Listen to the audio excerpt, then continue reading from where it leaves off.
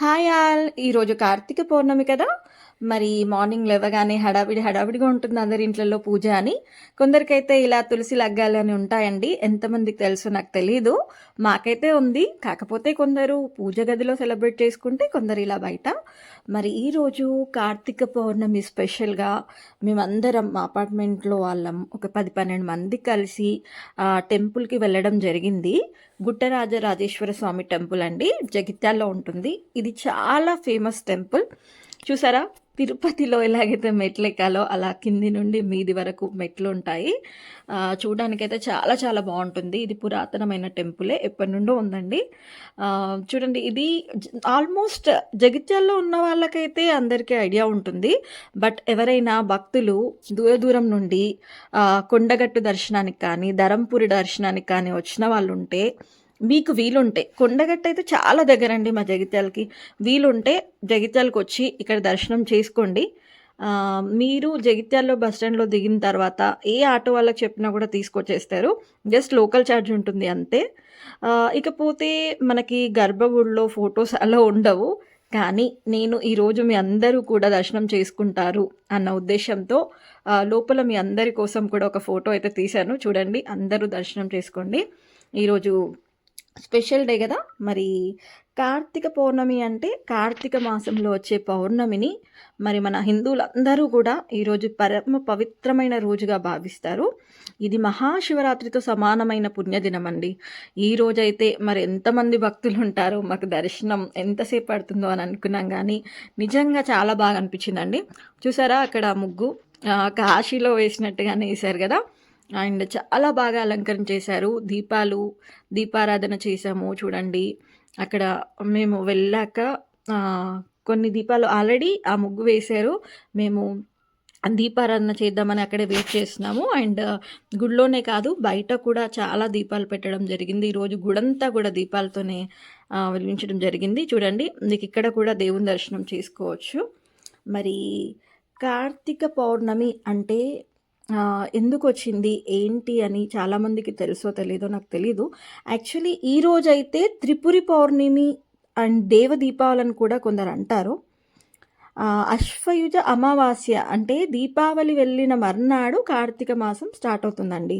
ఇక ఆ రోజు నుండి కార్తీక మాసం ముగిసే వరకు ప్రతిరోజు సాయం వేళ దీపాలు వెలిగించి సందర్భం చేస్తారు.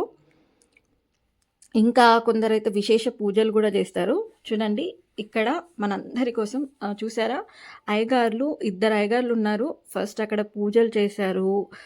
తర్వాత దేవునికి కొబ్బరికాయ కొట్టడం జరిగింది.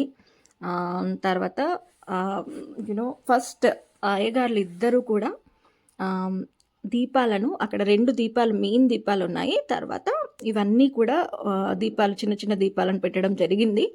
ఇంకా చాలామంది కూడా తీసుకొచ్చి 33 వత్తులు కూడా ఇంటి నుండి తీసుకొచ్చి వెలిగించారు.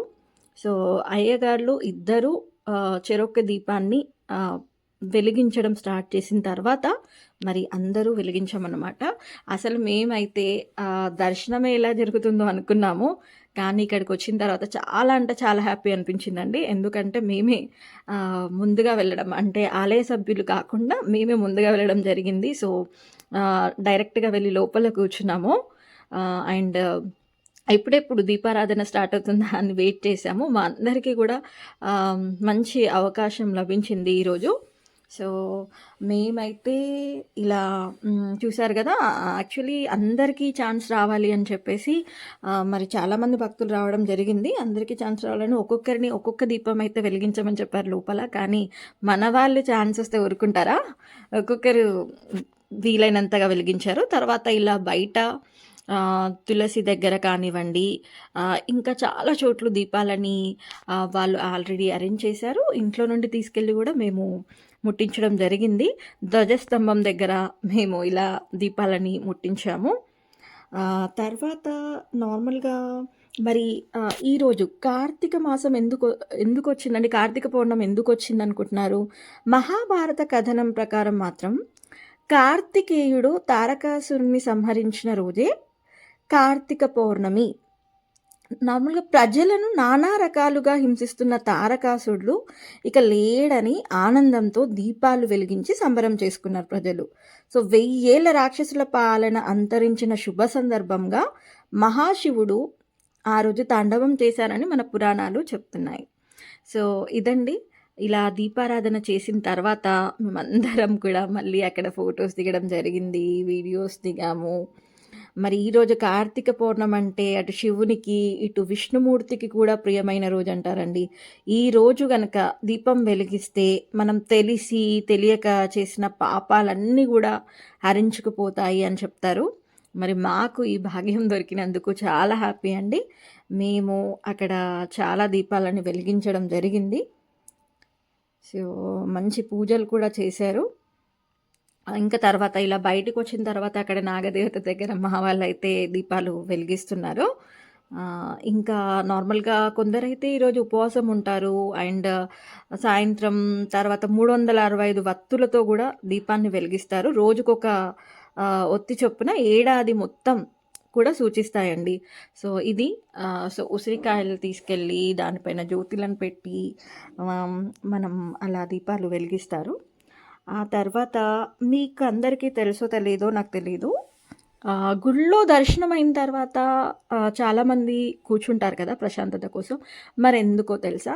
యాక్చువల్ ఏంటంటే గుడి ప్రశాంతతకు మారుపేరు. దేవుణ్ణి దర్శించుకోగానే మనలో కోపం, అహం అవన్నీ పోయి దూరమవుతాయని కూర్చోమని చెప్తారండి పెద్దలు. తర్వాత అక్కడ అల్పాహారం కూడా పెట్టారు, చేసాము. Thanks for watching my channel. Please subscribe Telangana పిల్ల. సో